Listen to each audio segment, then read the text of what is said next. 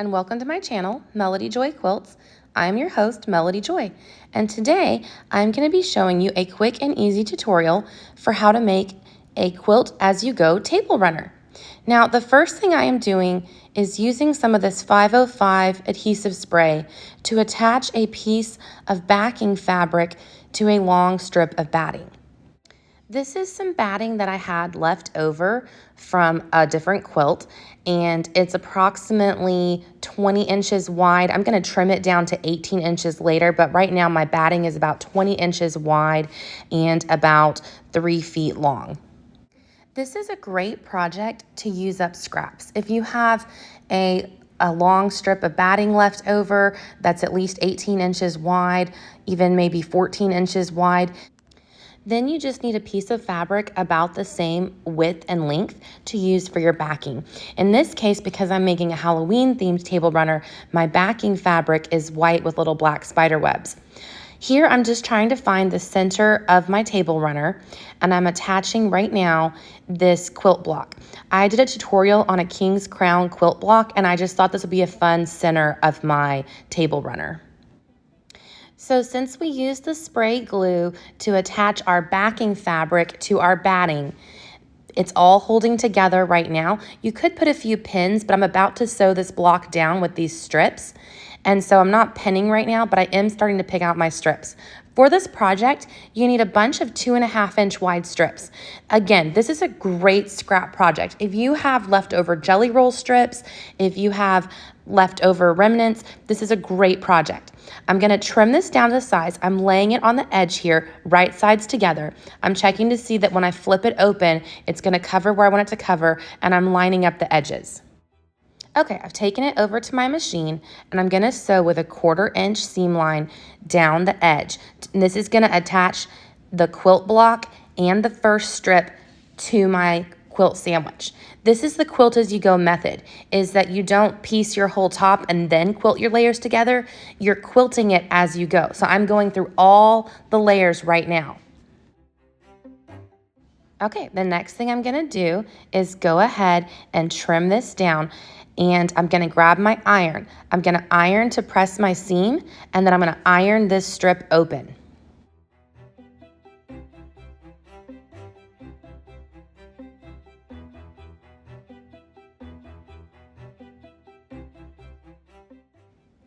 It's a good idea when you're doing a quilt-as-you-go method to check the back of your project occasionally throughout the project to make sure that it's looking the way you want it on the back.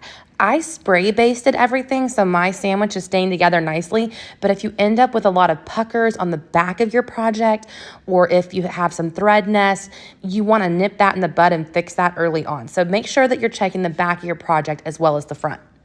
Okay, I'm choosing my next strip to go on the next edge, and there's not really a scientific method to this. I am just choosing the colors that I like. In this case, because the center block has so much white and lighter colors, I'm trying to just do a dark border. In my mind, it's going to help set the center block out. But you can choose any colors or any strips you want. The quilt-as-you-go method works with any type of fabric.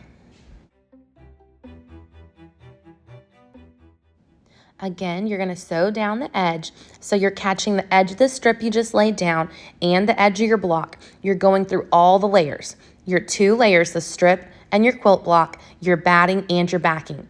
Again, just check and make sure that you're lined up. You want to stay about a 1/4 inch. It's okay if your strips hang off the edge. You don't really have to worry about those right now, because at the end of the project, we're going to take out our long straight ruler and a rotary cutter, and we're going to square up all the way around before we attach the binding. So go ahead and iron this strip open, admire your work, and then we're going to pick our next strip. And it just needs to be long enough to cover from the edge of the block all the way to the edge of our project.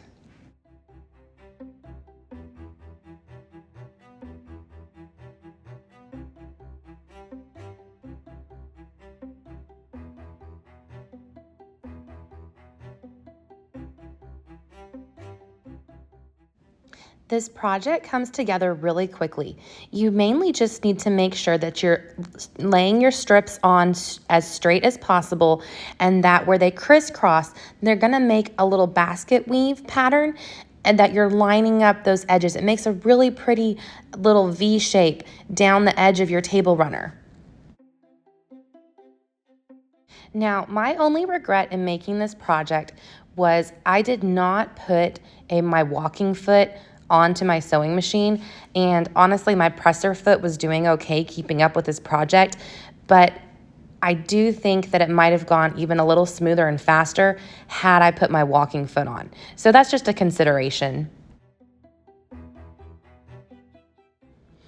I love projects where you can really start to see what's happening. Quilt as you go is great because you get that immediate satisfaction of seeing it come together. Some projects take a long time to get to this point, but a quilt as you go project like a table runner, you could do it in one afternoon, which is what I did, and you just get that immediate satisfaction. Every time you pull it off the machine, you get to see a little bit more of your pattern coming together.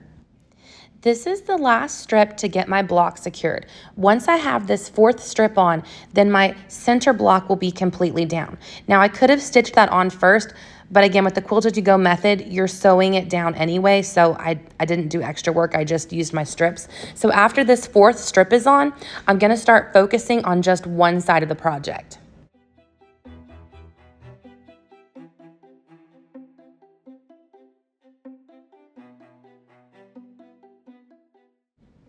Just keep an eye on your project. Make sure your edges are staying lined up. If you need to take a minute to readjust, always do that. Okay, let's iron this strip open, and we're gonna take a look and see how it's coming together so far.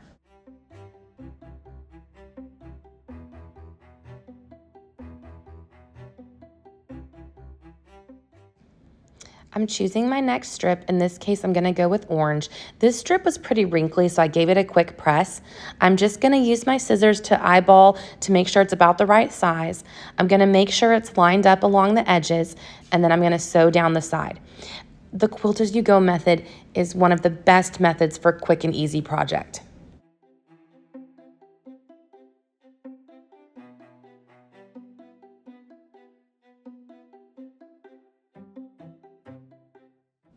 Now that I have a few more strips on, I'm again taking a second to check the back.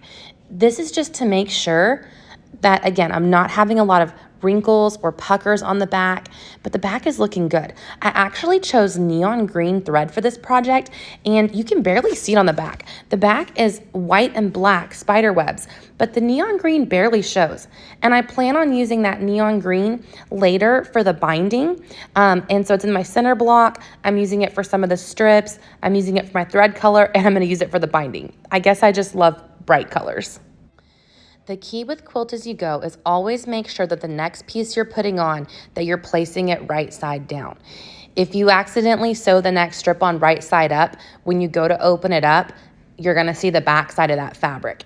And I have definitely done this before, and if you put a strip on the wrong way and you open it and realize it was wrong, this is what a seam ripper is for. But to prevent having to bring your seam ripper out, just make sure that each strip is going on right sides together, with the right side facing down. I'm just so tickled with how this is coming out. You can really start to see how it's gonna be like basket woven down the edge where those V shapes come together. It really starts to create a nice little zigzag, and it looks almost woven. And you don't need special paper piecing to do this. You don't need to draw any lines on your batting. You could mark the center. Earlier when I started, I just folded my fabric in half to find the center. And then since I laid that center quilt block on the diagonal, I am just working off of that center point.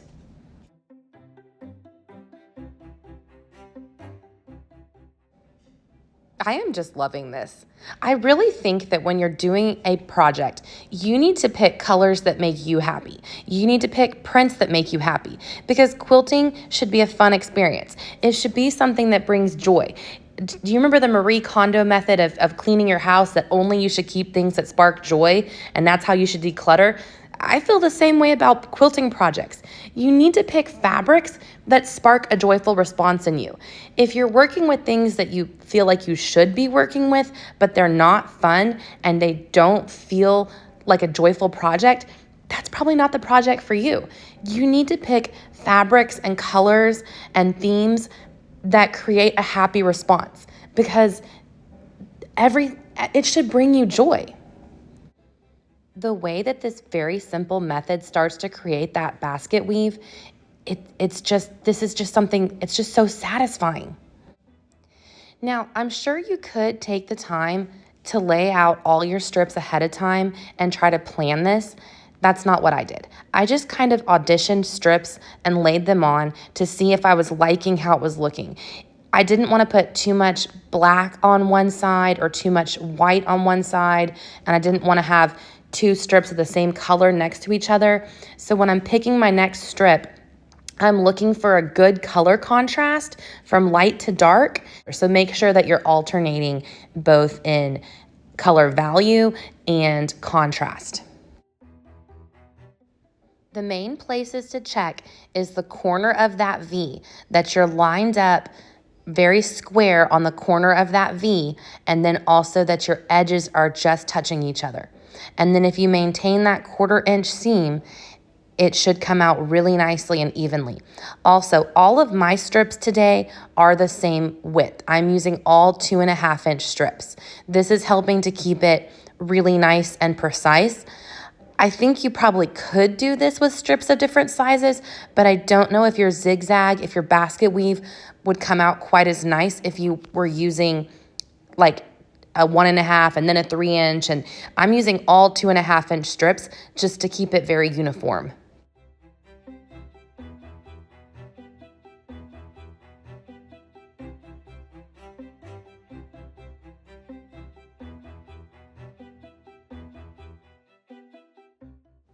This is a good project for getting into a nice rhythm and flow. I pick a strip, I sew the strip on, I iron to set the seam, I flip it open with my hands and smooth it, I iron it open, and then I pick another strip. And you just keep repeating the same method over and over, and you can get into a really nice flow state.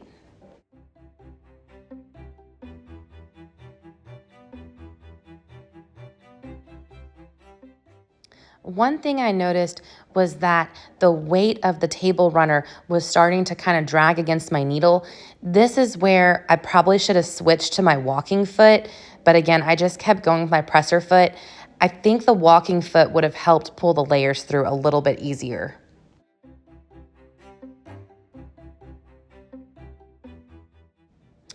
I'm checking here to see how close I am. Later, I'm gonna flip this over and use my fabric as my guide for trimming this up. My batting is wider and longer than my backing fabric, so I don't need to go all the way to the edge of the batting. I just need to make sure that I'm covering all of the fabric on the back. And yes, the edges are gonna look a little crazy because you're gonna have a bunch of dangly bits, but you're gonna trim all those off later before you add your binding.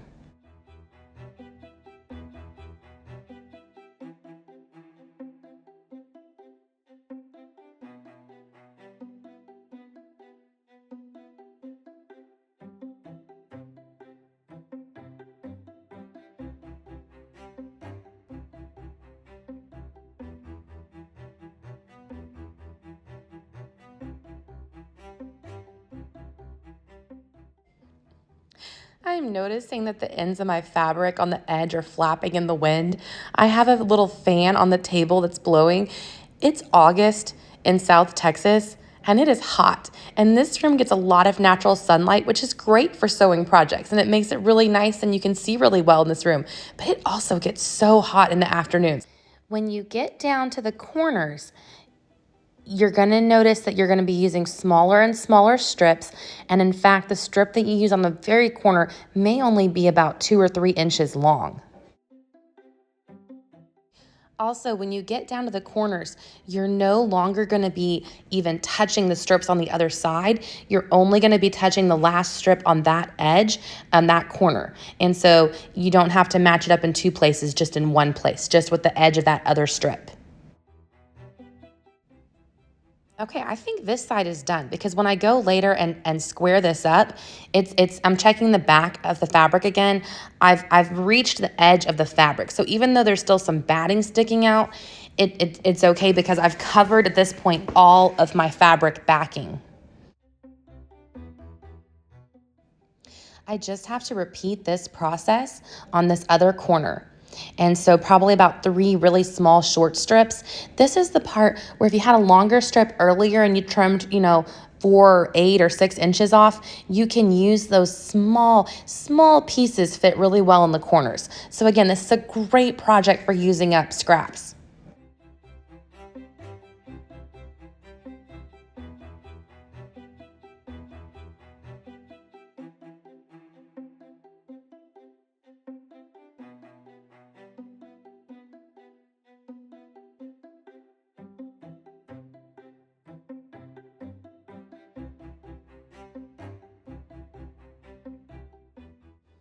This little tiny green piece is going to be all I need to fill in that corner.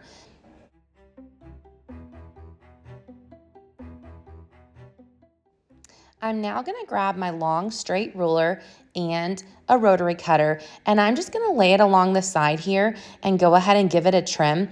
Later I'm going to turn it over and trim it from the back, but just immediately you can kind of start to see how this project is going to turn out. This is such a satisfying project. It is so quick and easy. It has great visual impact, and you can do this in probably 3 hours or less, depending on how fast you are.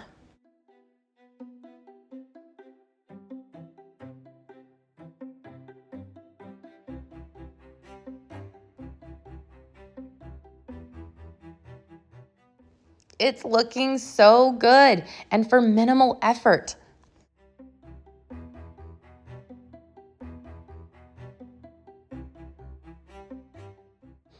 Okay, you're halfway done.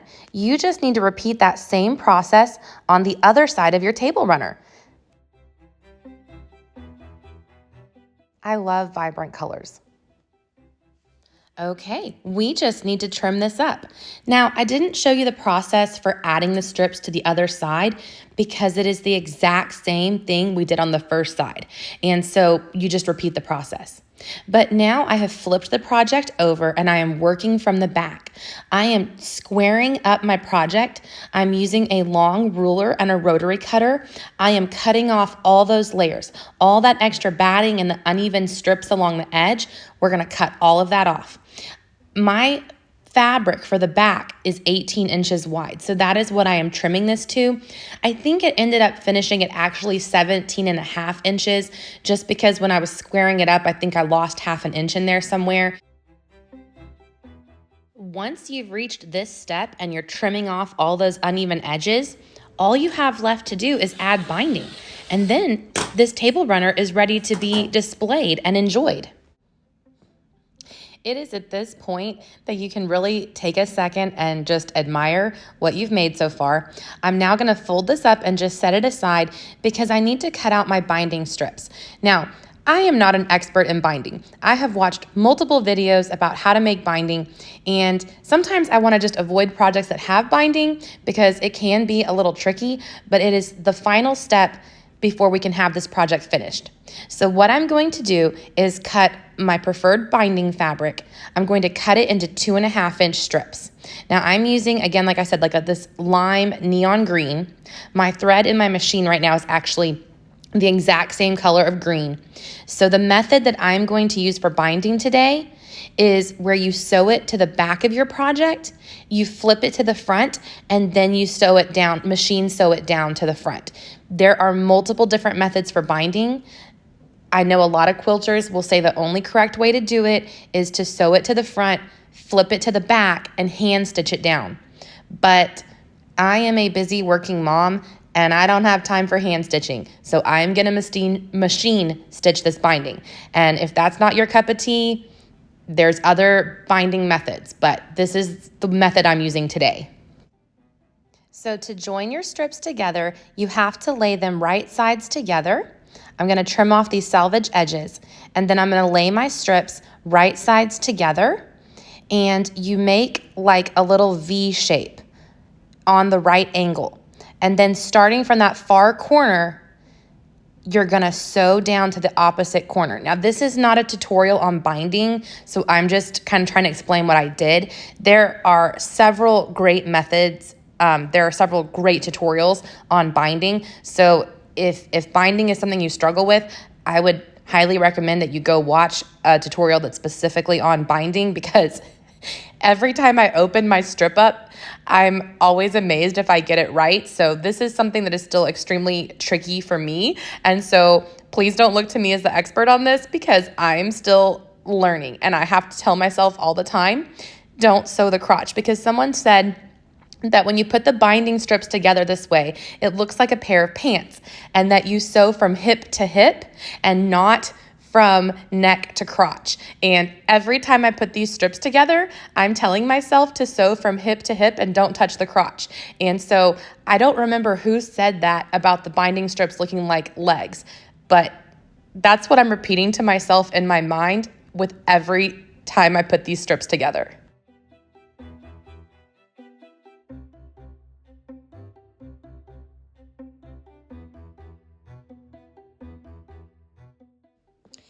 Now, usually when I'm quilting, I'm ironing the seams to one side, but for the binding strips to help reduce bulk, I do think it's better if you iron them open. So I'm just opening up the seams with my fingers, and then I'm using the iron to help get those seams pressed open. The final step in preparing your binding is to fold it in half. And in this case, a lot of times in quilting, you're putting right sides together. But for this, you actually want to fold it so all the back side of your fabric is inside and the right side of your fabric is on the outside. So you're going to fold this strip in half and then press it. And this is to make your binding ready to go on your project.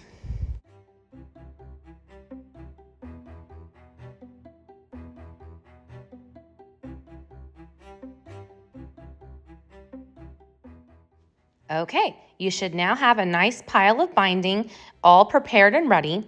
You're gonna look for the edge that is the raw edge. So your folded edge is gonna go towards the middle, and you're gonna line all your raw edges up. I am starting from the back of my project because I plan to machine stitch this whole thing down. I am not gonna hand stitch any of it. So I'm starting from the back. I'm putting raw edges next to raw edges. My folded side is towards the middle, and I'm gonna sew this down with a 1/4 inch seam, starting from the back of my project. The other really critical thing to note here is that I left a tail of about 8 inches before I started sewing this down. When you get all the way around your project and you come back on the other side, you have to attach that binding together. So you need to leave at least an 8-inch tail or so that you'll have room to work with.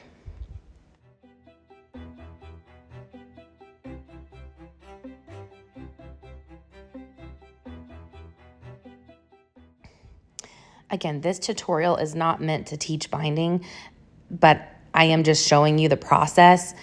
I fold it up and then back, and there should be a little flap left there. That way, when I flip it to the front, it'll cover the corner. I know I'm not explaining this in great detail. If you need help with binding, there are videos on binding. And again, even though I've finished about 14 quilted projects at this point, like actual quilts, I still at this point sewed my binding strips together. One of them was twisted the wrong way. I had to get my seam ripper out and unpick this. So again, this is why I'm not trying to teach you how to do binding, because I still make mistakes with binding all the time. But I just seam ripped it, lined it up again, made sure that it was gonna open up right, reset it, and then it was okay the second time.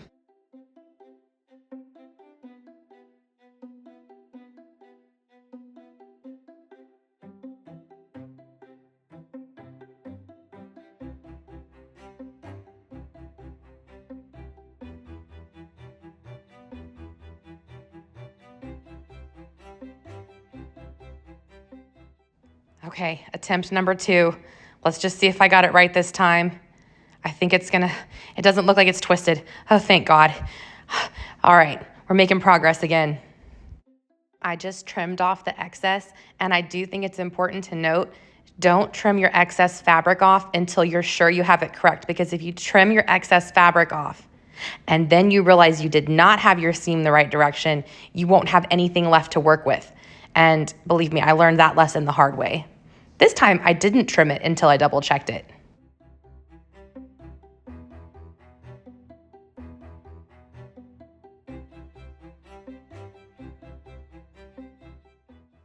Okay, once you've successfully attached all of your binding to the back, I like to go ahead and fold everything out and give it a press.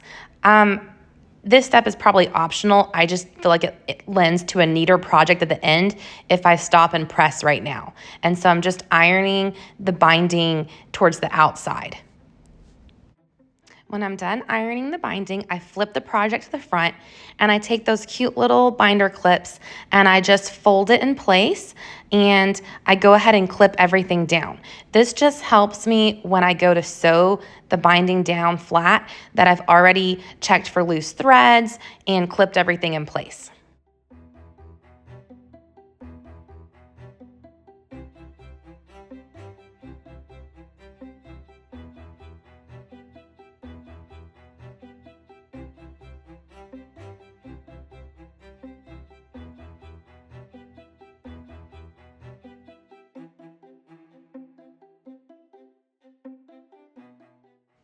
Okay, this really is the final step. I've clipped everything in place. For this last part, I like to change the setting on my machine to where at the end of each stitch, the needle will be in the down position. This helps especially when you get to the corners. So if you sew your binding on the front, just about 1/8 of an inch away from the edge of the binding so that it will be as neat as possible. But when you get down to the corner, if you have the needle in the down position, it will make it much easier to pivot the project to the next side without losing your place. So needle down.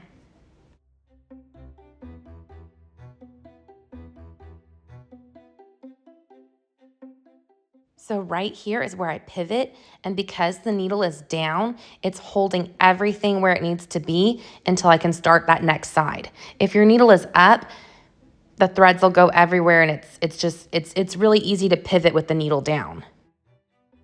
When you get to the end, just give it a little back stitch on your final stitch, trim off any loose threads, and your table runner is ready to be enjoyed. I hope you enjoyed this quick and easy tutorial, and happy quilting!